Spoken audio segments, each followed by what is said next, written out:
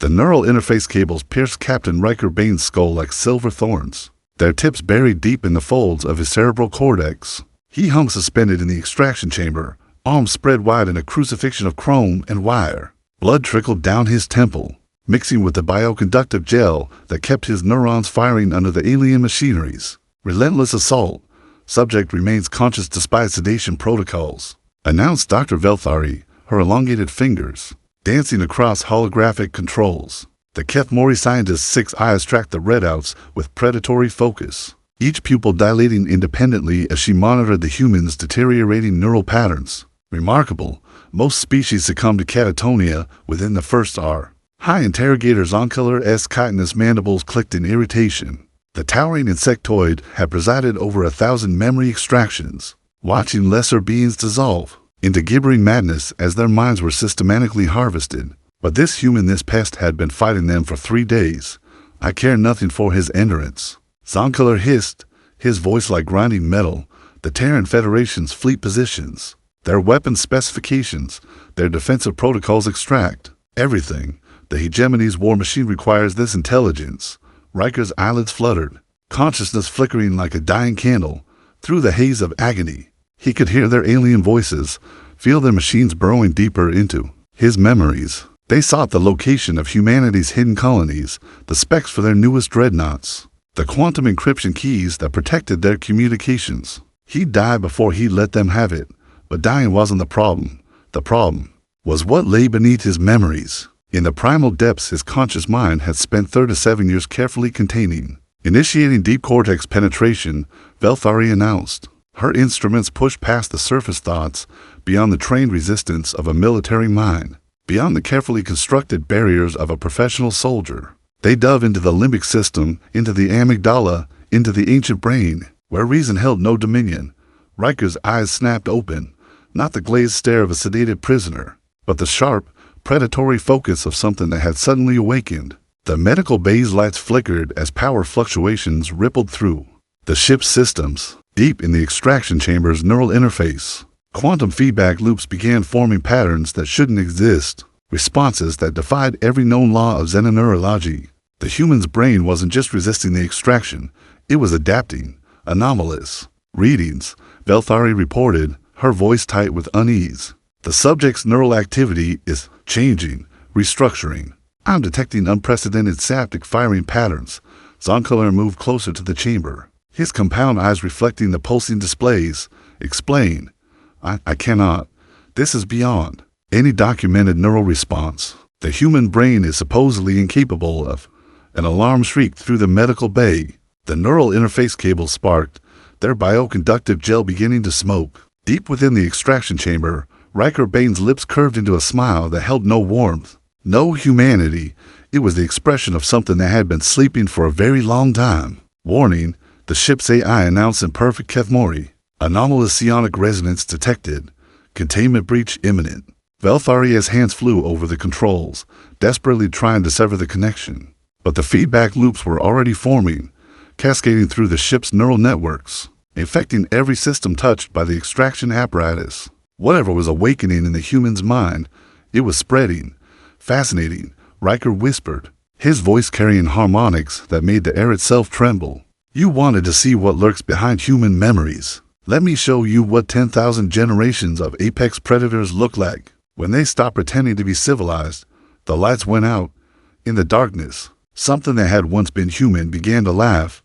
Emergency lighting bathed the medical bay in crimson shadows as Riker Bane's laughter echoed through the ship's corridors. The neural interface cables lay severed and smoking, their quantum processors overloaded by feedback that shouldn't have been possible. But the human remained suspended in the extraction chamber, no longer restrained by alien technology, held aloft by something far more primal. Security to Medical Base 7, Zonkuller commanded, his mandibles chattering with barely controlled fear. Full combat protocols. Subject has achieved anomalous breach. The first response team arrived within minutes. 6 HFY warriors in powered exoskeletons, their plasma rifles charged and ready. They moved with the predatory grace of their species, compound eyes tracking heat signatures, chitinous armor gleaming under the emergency lights. They found the extraction chamber empty. Impossible, breathed squad leader Hazeneth, his weapon Trained on the shattered restraints, the human was secured, sedated. His neural pathways were completely compromised, a whisper of air, a shadow that moved wrong. Hazelnuth's head separated from his shoulders before he could scream. The plasma rifle clattered to the deck as his body toppled forward. Greenish ichor spraying across the medical bay's sterile walls. His squad mates spun, seeking targets, but found only darkness, contact. One warrior shouted, squeezing off 3 plasma bolts that illuminated the chamber in brief, hellish flashes. Each pulse revealed nothing empty air where their enemy should have been. Then the second warrior died. His exoskeleton's power core detonated as someone drove bare fingers through its fusion heart. The explosion painted the walls with molten metal and alien flesh, but the blast revealed their attacker for one terrible instant. Riker Bane stood amid the carnage, no longer entirely human. His body had changed, muscles expanding beyond biological limits, tendons becoming steel cables beneath his skin. His eyes held depths that spoke of intelligence older than civilization. Predatory cunning refined by millennia of evolution, blood not. His own dripped from fingers that ended in claws. You wanted to study human psychology, he said, his voice carrying subsonic frequencies that made the remaining warriors' carapaces crack. Let me give you a practical demonstration. The third warrior opened fire, his plasma rifle set to maximum dispersal. The energy blast should have vaporized anything within a 3-meter radius. Instead, Riker moved through the superheated plasma like it was morning mist, his altered physiology adapting to temperatures that would melt ceramic.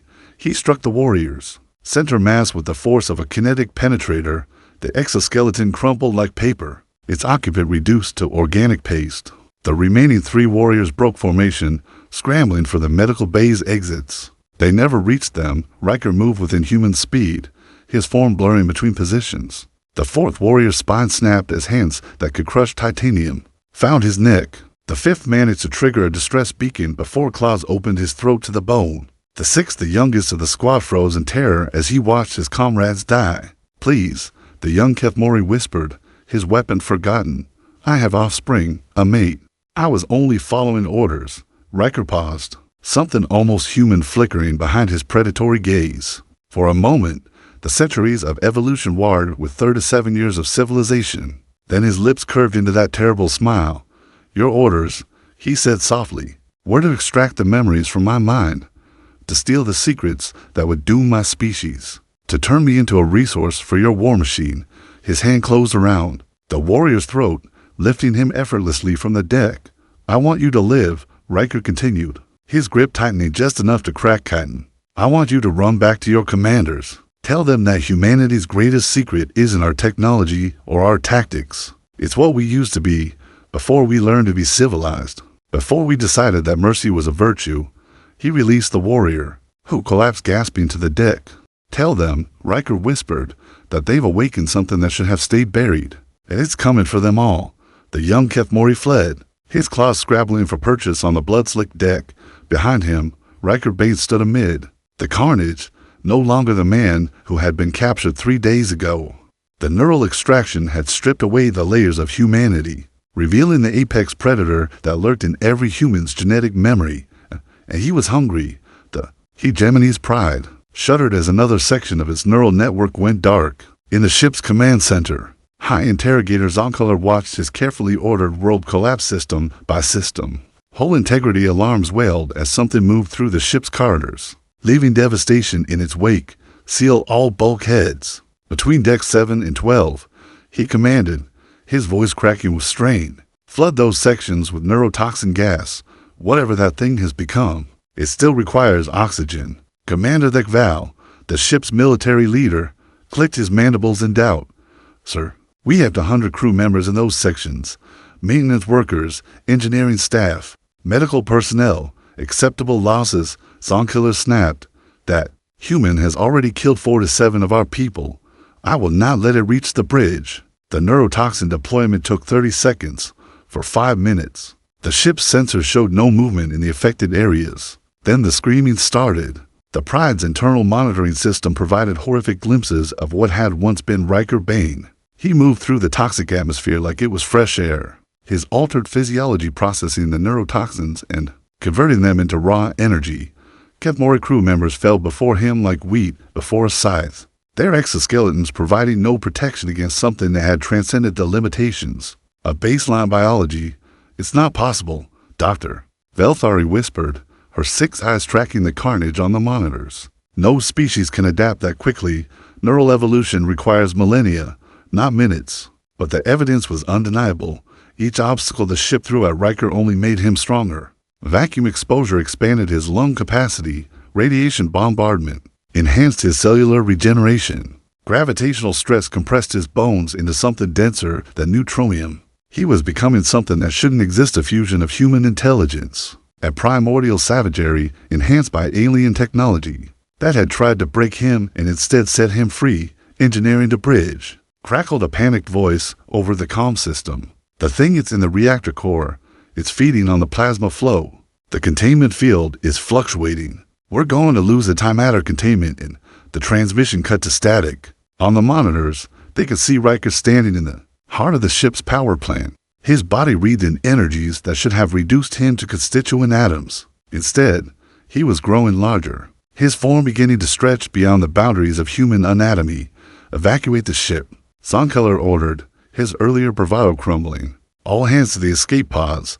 Signal the fleet for immediate extraction." "Sir," Dekval protested, "if we abandon the Pride, that thing will have access to our entire intelligence database, fleet positions, troop movements, strategic assessments, better that than letting it reach the homeworld," Zonkeller hissed. "Whatever we've unleashed, containment is no longer possible." The evacuation began in earnest, but it was already delayed. Riker had learned the ship's layout during his rampage, mapping every corridor and ventilation shaft through the neural network he'd infected. Escape pods launched from the Pride's hull, only to explode as something tore through their holes from within. He wasn't just hunting them, he was studying them. Each kill taught him something new about HFY anatomy, their technology, their psychology. His altered mind processed the information within human efficiency, cataloging weaknesses and cataloging strengths. By the time he reached the bridge, he knew more about the alien species than their own scientists. The blast doors that protected the command center were rated to withstand direct hits. From antimatter torpedoes, Riker tore through them like paper, his claws leaving gouges in metal that had been forged in the heart of a star. Zonkeller stood alone on the bridge, his staff fled or dead. In his hand, he held a quantum detonator, enough explosive power to crack a moon. His mandibles trembled as he faced the thing that had once been human. "Stay back," he warned, his voice breaking. "I'll destroy us both, the ship, the sector, everything within a LiDAR radius." Riker paused at the bridge's threshold, his transformed features impossible to read. When he spoke, his voice carried harmonics that bypassed conscious thought and spoke directly to the primitive brain. "You still don't understand," he said softly. "This isn't about your ship or your crew or even your pathetic little war. You opened something that your species isn't equipped to comprehend. You tried to steal from a predator's mind, and now you get to learn what predators do to thieves." The detonator slipped from Zonkeller's nerveless fingers as Riker's words burrowed into his consciousness. The high interrogator's compound eyes rolled back, his mind fracturing under the weight of alien thought patterns. "But first," Riker continued, stepping over the catatonic alien, "I need to send a message to your fleet."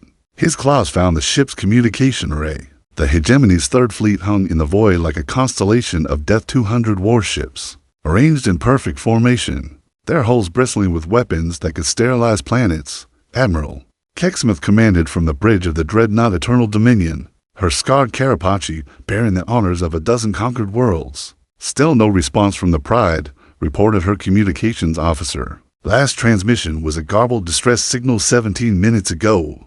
Kecksmith's mandibles clicked thoughtfully. High Interrogator Zonkeller was many things: arrogant, cruel, utterly without mercy, but he was not careless. If his ship had gone dark, something had gone catastrophically wrong. "Deploy the 7th Battle Group," she ordered. "Full sensor sweep of the Pride's last known position. If the humans have somehow..." The tactical display exploded into chaos as the hegemony's Pride materialized from hyperspace. Directly in the fleet center, the massive interrogation vessel moved with impossible grace, sliding between the startled warships like a predator among sheep. But something was wrong with its configuration. The hull had been modified, twisted into angles that hurt to look at. Organic growth pulsed along its superstructure, and its weapon systems had been replaced with structures that resembled nothing in the hegemony's arsenal. By the ancients, whispered the sensor operator. "Admiral, I'm reading massive energy signatures from the Pride. Power levels are impossible. It's drawing energy from somewhere that isn't showing on our scanners." Kecksmith opened her mouth to respond, but the words died as every screen on the bridge flickered to life. The image that appeared was human in origin, but had transcended the boundaries of its species. Riker Bane's face filled the displays, his features twisted by forces that had reshaped him from the inside out. His eyes held depths that spoke of intelligence beyond mortal comprehension. "Greetings, Admiral," he said, his voice carrying subsonic frequencies that made the bridge's whole plates vibrate. "I am what remains of Captain Riker Bane. Formerly of the Terran Federation Navy, your people tried to steal my memories. Instead, they found something that should have stayed buried." Every ship in the fleet received the transmission simultaneously. 200 captains watched in growing horror as the thing that had once been human smiled with too many teeth. "I've spent the last hour learning about your species," Riker continued. "Your biology, your psychology, your technology. I've absorbed the memories of 300 crew members, each one teaching me something new about your weaknesses. Would you like a demonstration?" The Pride opened fire, but the weapons that emerged from its twisted hull weren't plasma cannons or particle beams. They were something older, more primal focused streams of pure evolutionary pressure that struck the nearest hegemony vessels and began rewriting their crews at the cellular level. The cruiser's steadfast claw was the first to die. Its hull remained intact, but the 4,000 Kethmori aboard began screaming as their genetic code unraveled. In seconds, they transformed into something that was no longer recognizably alien, twisted amalgamations of chitin and flesh that turned on each other with mindless savagery. All ships opened fire. Kecksmith commanded, "Concentrate on the Pride. Full spread, antimatter warheads." The fleet's response was immediate and overwhelming. 1,000 weapons discharged simultaneously, painting the void with destructive energies that could have cracked continents. The Pride vanished behind a wall of nuclear fire that expanded to encompass half the star system. For a moment, there was silence. Then something emerged from the inferno. The Pride hadn't been destroyed. It had been improved. The ship's hull now pulsed with veins of energy that converted incoming fire into raw power. Each weapon strike made it stronger, faster, more adaptable. Riker had turned the vessel into an extension of his own transformed biology, a predator capable of feeding on the very forces meant to destroy it. "Impossible," Kecksmith breathed. "Nothing can survive that level of—" Her words were cut short as the Pride struck again. This time, the weapon was psychological and neural pulse that bypassed every defense and struck directly at the primitive brain. Across the fleet, Kethmori crews began turning on their own officers, their minds overwhelmed by artificial predatory instincts. 12 ships died in the first wave of friendly fire. The survivors tried to retreat, but hyperspace proved no sanctuary. The Pride had learned to track quantum signatures, following the fleeing vessels through dimensions that should have been impossible to navigate. One by one, the fleet was hunted down. Riker took his time with each kill, studying the terror in his victims' minds before ending their suffering. Each death taught him something new, each victory making his next hunt more efficient. By the time Admiral Kecksmith's flagship was the only vessel left, Riker had evolved beyond anything the universe had seen before. He was no longer bound by the limitations of biology or technology. He had become something that existed in the spaces between, a fusion of matter and energy and consciousness that defied every natural law. "You have one choice," he told the Admiral as the Eternal Dominion drifted powerless in space. "Surrender your ship and your crew, and I will give you a clean death. Continue to resist, and I will show you what humanity's ancestors did to their prey before they learned to cook with fire." Kecksmith's response was to trigger the ship's self-destruct sequence. As the antimatter charges detonated, she allowed herself a moment of satisfaction. At least she had denied the monster its final victory. But in the microseconds before the explosion reached her, she heard something that chilled her to the bone, the sound of inhuman laughter. Coming from everywhere at once stopped the hegemony's first fleet, numbered for 1,000 ships, each one a masterpiece of alien engineering designed to bring entire species to their knees. Grand Admiral Vorsek commanded from the bridge of the Undying Wrath, a vessel so massive it had its own gravitational field around him. The greatest military minds of 3 species worked in perfect coordination, their combined fleets representing the pinnacle of hegemony power. They had come to sterilize the Sol system and end humanity's rebellion once and for all. Instead, they found themselves facing something that had once been human but had transcended every boundary of evolution. Report, Vorsek commanded, his massive form filling the command throne. Unlike the insectoid Kethmori, the Voronathi were living mountains of crystalline flesh, their minds operating on timescales that measured thoughts in geological epochs. Anomalous contact bearing 07 Mark IV, reported the fleet's chief sensor operator, a nervous Kethmori whose career had been built on precision. Single vessel, configuration unknown. It's broadcasting a message. The holographic display shimmered to life, revealing something that defied classification. The ship that had once been the hegemony's pride now resembled a fusion of technology and biology, its hull writhing with organic growths that pulsed with their own internal light. At its heart, visible through translucent sections of living metal, something that might once have been Riker Bane moved through chambers that existed in more dimensions than standard physics allowed. Greetings, Grand Admiral, the entity spoke, its voice carrying harmonics that made reality itself vibrate. I am what your species created when you tried to steal from a human mind. I'd have consumed your third fleet, absorbed their knowledge, and learned to appreciate the elegant simplicity of your military doctrine. Vorsek's crystalline features shifted into what might have been contempt. You faced the combined might of the hegemony's greatest fleet, creature, 4,000 ships, each one carrying the dreams of 1 billion souls. You are powerful, but you are alone.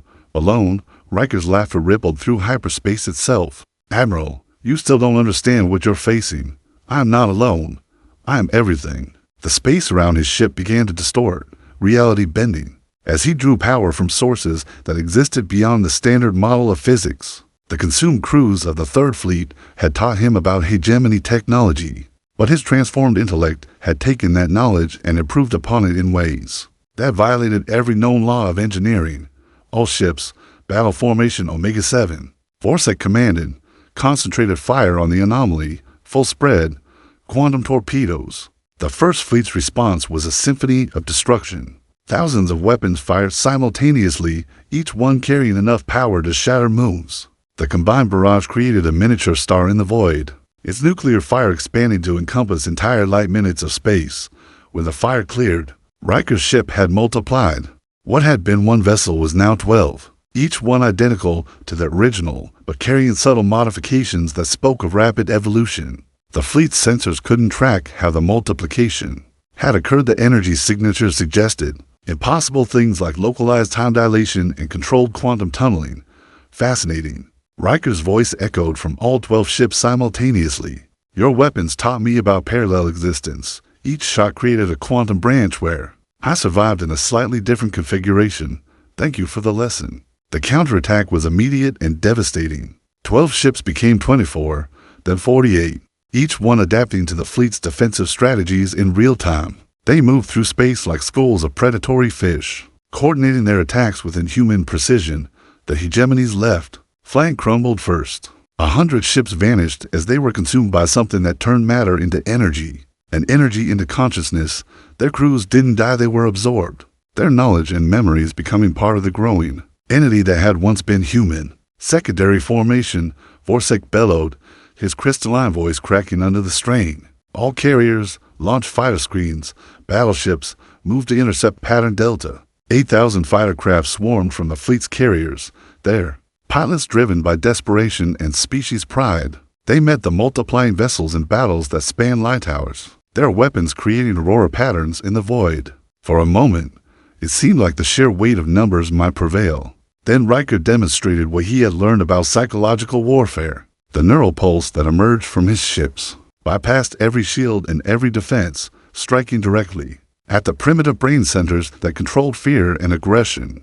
Across the fleet, crews began turning on each other as their minds were flooded with artificial predatory instincts. Ships that had fought together for decades suddenly opened fire on their own wingmates. The carrier Endless Devotion destroyed 6 of its own escorts before its captain regained enough control to trigger the self-destruct. The battleship Hammer of Worlds turned its guns on the flagship, its crew convinced that Grand Admiral Vorsek was an imposter sent by the enemy. In the chaos, Riker's vessels moved like surgical instruments, picking apart the fleet's formation with calculated precision. Each destroyed ship taught him something new about hegemony technology. Each absorbed crew member adding to his understanding of alien psychology. The battle raged for 6 hours, but the outcome was never in doubt.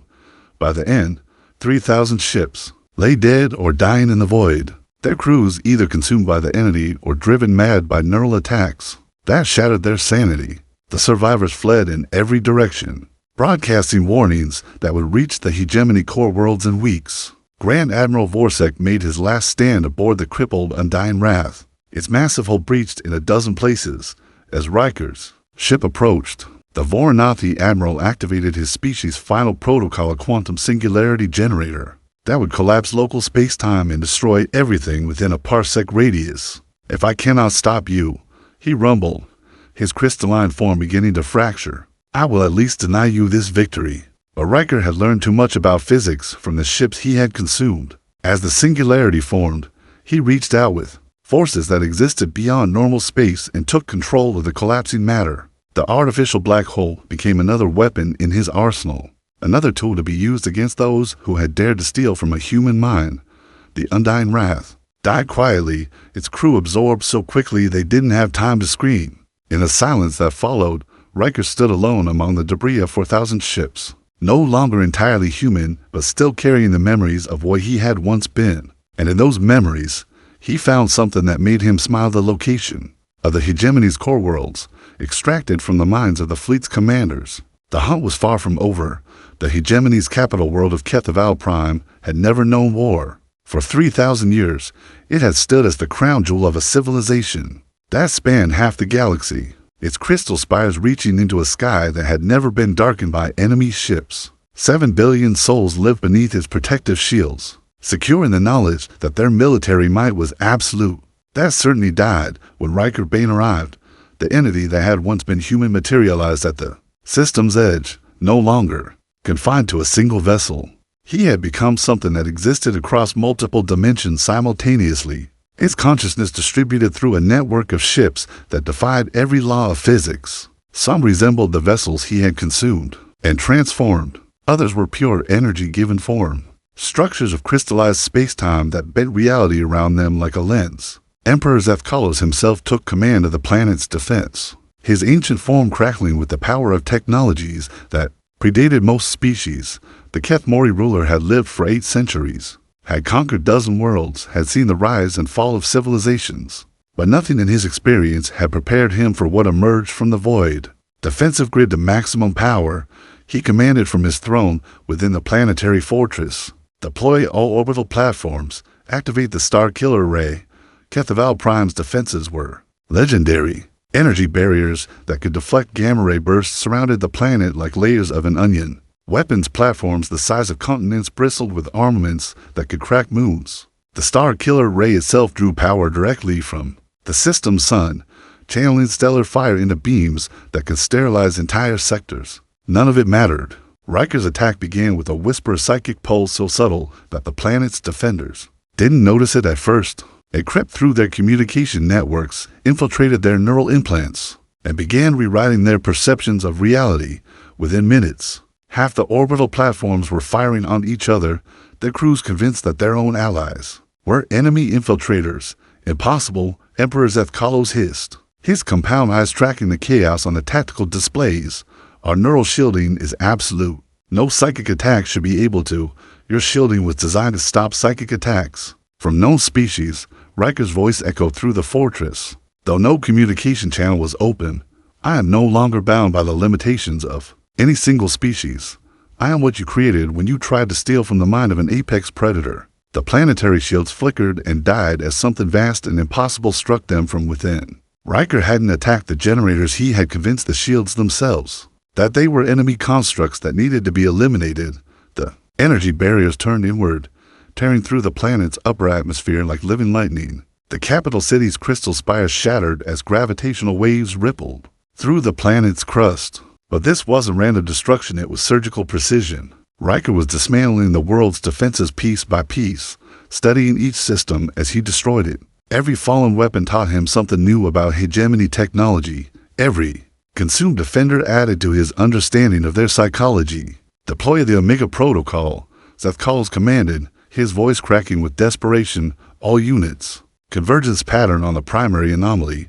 Commit everything we have. The planet's remaining defenses converged on a single point in space where sensors detected the highest concentration of the entity's presence. Millions of weapons fired simultaneously, their combined energy output sufficient to ignite a small star. The attack was so intense that it created a temporary black hole, its gravitational pull dragging debris from across the system.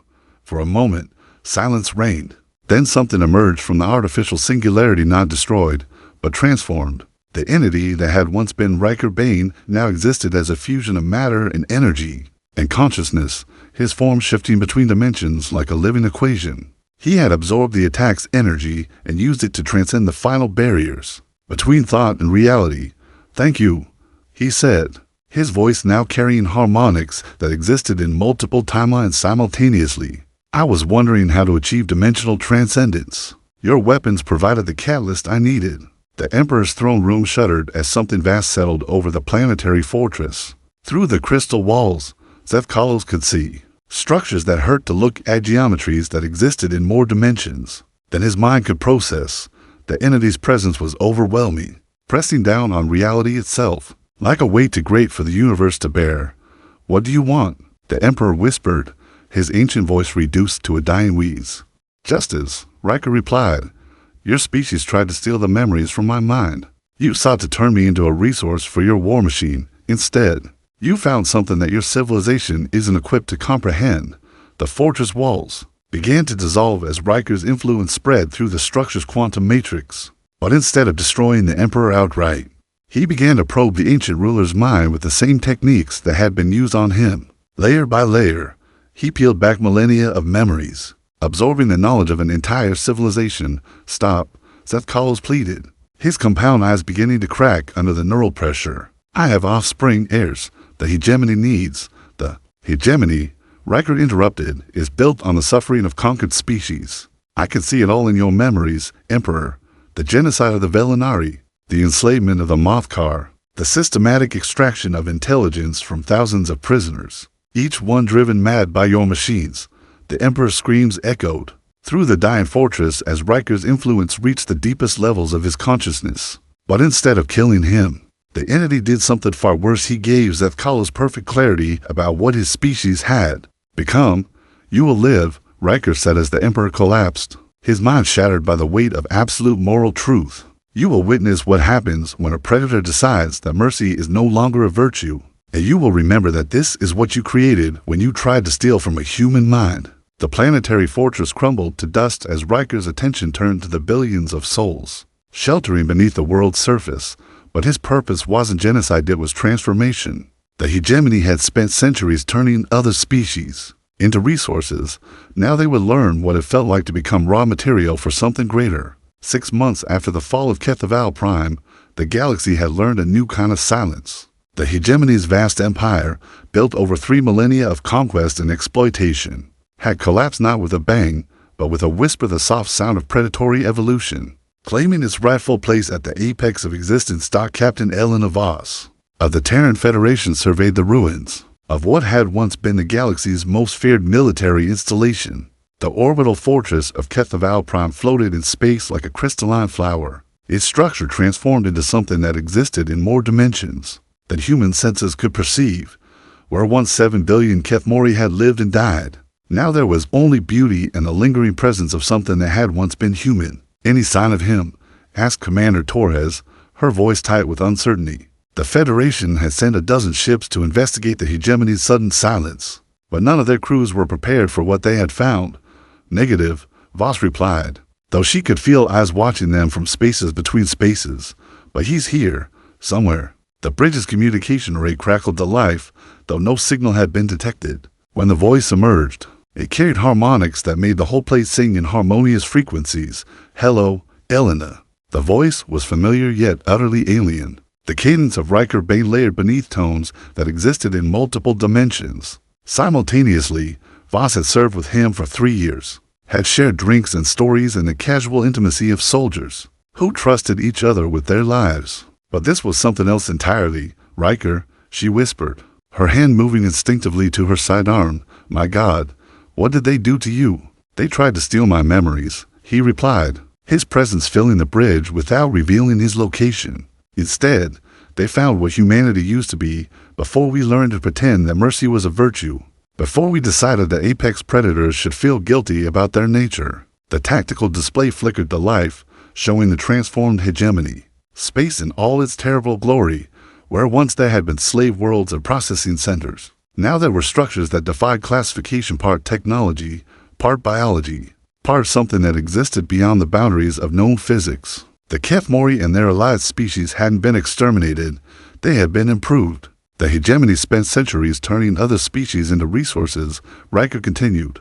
I simply returned the favor. Every world they conquered, every mind they violated, every life they destroyed, I gave them the chance to become something better. Something that could appreciate the elegant simplicity of the predator-prey relationship. Voss stared at the displays, her mind struggling to process what she was seeing. Entire star systems had been restructured, their matter converted into forms that served purposes she couldn't begin to understand. The HFY themselves had been transformed into something that was no longer recognizably alien creatures of pure thought and energy, that existed in harmony with the entity that had once been human. You committed genocide, she said, her voice barely above a whisper. Billions of lives, Riker. How many species have you? I created paradise, he interrupted, his voice carrying subtones that bypassed conscious thought and spoke directly to the hindbrain. Every being that submitted to transformation experienced perfect understanding of their place in the universe. No more war, no more exploitation, no more pretending that violence isn't the fundamental force that drives evolution. The transformed hegemony space pulsed with its own internal light, revealing glimpses of civilizations that had transcended the need for physical form. Where once there had been conflict and suffering, now there was only the elegant dance of predator and prey, played out on scales that encompassed entire galaxies. The Federation will never accept this, Voss said, though she could feel her own certainty wavering as she watched the impossible beauty of what Riker had created. They'll send fleets, armies. They'll learn, Riker replied, his presence suddenly filling the bridge in a way that made reality itself bend around him. Just as the hegemony learned, just as every species learns when they discover what happens when you try to steal from a predator's mind. He materialized slowly, his form shifting between human and something far more primal. His face was recognizably Riker's, but his eyes held depths that spoke of intelligence beyond mortal comprehension. When he smiled, it was with genuine warmth, the expression of a friend greeting old comrades. I'm not your enemy, Elena, he said softly. I'm what humanity was always meant to become, the next step in our evolution, the synthesis of intelligence and instinct that will carry us to the stars. And what about choice? She asked, her hand still resting on her weapon. What about the right to refuse your paradise? Choice is an illusion, Riker replied, his voice carrying the weight of absolute certainty. Every species in the galaxy has made the same choice again and again. They choose to be predators or prey, conquerors or conquered. The only difference is that I made the relationship honest. He gestured to the displays, where the transformed hegemony space continued its elegant dance of creation and consumption. Look at what they become, perfect beings, freed from the burden of pretending that violence isn't beautiful. They understand now what it means to be part of something greater than themselves. Voss felt something stirring in her mind, a hunger that she had spent her entire life suppressing. The part of her that had thrilled to combat, that had felt alive only when death was a heartbeat away. The predatory heritage that every human carried in their genetic memory. The Federation will come, she said again, but her voice lacked conviction. Yes, Riker agreed, and when they do, they'll learn what the hegemony learned. That some doors, once opened, can never be closed. That some truths, once revealed, can never be forgotten. He began to fade, his form dissolving back into the spaces between dimensions, but his voice remained, carrying harmonics that would echo in her dreams for years to come. Tell them, he whispered, that Captain Riker Bane sends his regards. Tell them that the predator they tried to cage has finally come home. And tell them that when they're ready to stop pretending that humanity is anything other than what it's always been, I'll be waiting. The bridge fell silent as his presence withdrew, leaving only the transformed beauty of the hegemony space. and the growing hunger in Elena Voss's mind. She stood there for a long moment, watching the elegant dance of predator and prey played out on a galactic scale. Then she turned to her crew, her voice steady despite the fire that burned behind her eyes. "Set course for Earth," she commanded. "The Federation needs to know what we found and what we've become." Behind them, the entity that had once been human continued its work, reshaping reality itself according to principles that were older than civilization, but younger than the hunger that drove all living things. The galaxy had learned what happened when you tried to steal from a predator's mind. Now it was humanity's turn to remember what they had always been.